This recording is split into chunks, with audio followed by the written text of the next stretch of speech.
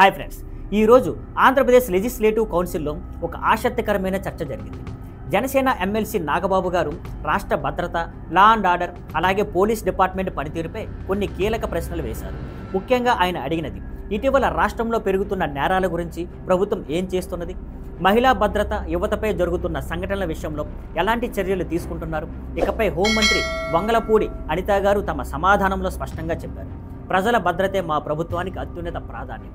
Law and order ఏ విషయంలో ఎలాంటి రాజీ ఉండదు. ప్రతి ఘటనను సీరియస్గా తీసుకుంటూ పోలీసులు వెంటనే యాక్షన్లోకి దిగుతున్నారు.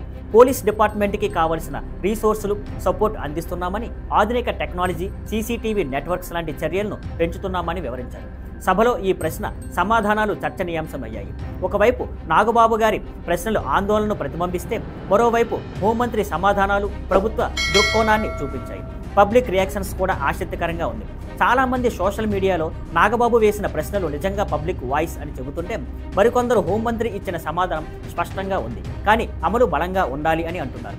మొత్తానికి ఈ చర్చ రాష్ట్ర ప్రజల సమస్యలను హైలైట్ చేయడమే కాకుండా ప్రభుత్వాన్ని మరింత బాధ్యతాయుతంగా పనిచేయడానికి ప్రేరేపించేలా మారింది. ఫ్రెండ్స్, మీ అభిప్రాయం ఏమిటి?